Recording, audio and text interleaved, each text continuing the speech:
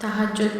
تہجد نصف شب کے بعد سو کے اٹھ کر جو نماز پڑھی جاتی ہے اسے تہجد کہتے ہیں۔ اس کی کم از کم 2 رکعتیں اور زیادہ سے زیادہ 12 رکعتیں ہیں۔ حضور صلی اللہ علیہ وسلم عموماً 8 رکعت پڑھا کرتے تھے۔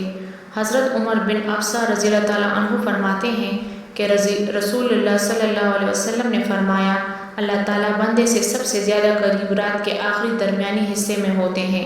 بس اگر تم سے ہو سکے کہ تم ان بندوں میں ہو جاؤ جو اس مبارک وقت میں اللہ کا ذکر کرتے ہیں تو تم ان میں سے ہو جاؤ۔ حضرت ابو ہریرہ رضی اللہ تعالیٰ عنہ فرماتے ہیں کہ رسول اللہ صلی اللہ علیہ وسلم نے فرمایا، فرض نماز کے بعد سب سے افضل درمیان رات کی نماز ہے۔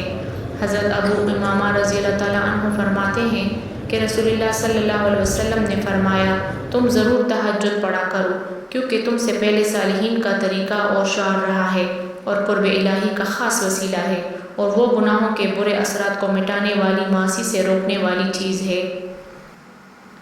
پھر جب تم اس کو دن کے اجالوں میں ڈھونڈ نہیں پاتے ہو تو وہ تمہیں اندھیروں سے نوازتا ہے کہ چلے آؤ میری جانب، میں منتظر ہوں تمہاری واپسی کا، تمہاری آواز کا، تمہاری دعا کا، تمہاری غرض کا۔ اور جب تم واپس لوٹو گے تو تم یہ دیکھ کر حیران رہ جاؤ گے کہ وہ اب تک اسی جگہ پہ موجود ہے، اس انتظار کے ساتھ کہ تم بس یہی ایک راستہ جانتے ہو۔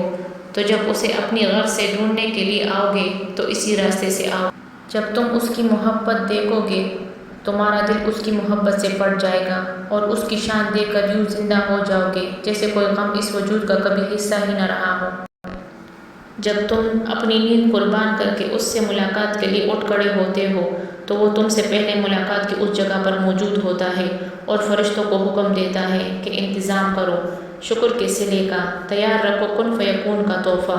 پھر فرشتے پوچھتے ہیں، یا اللہ آج ایسا کون سا مہمان آ رہا ہے؟ تو اللہ رشک کرتا ہے اس جواب پہ اور فرماتا ہے، میرا ایک بندہ تھک گیا ہے، سو وہ آج مجھ سے ملنے آ رہا ہے، مجھ سے صلح کرنے آ رہا ہے، ساری تھکاوٹوں کو دور کرنے آ رہا ہے، مجھے منانے آ رہا ہے اور میری رضا میں راضی ہونے کے لیے آ رہا ہے، سننے اور سنانے کے لیے آ رہا ہے۔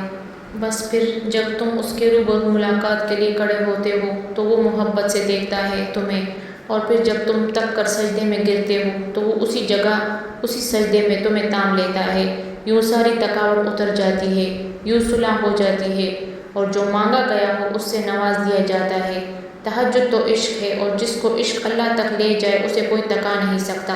بس وہ مان جاتا ہے،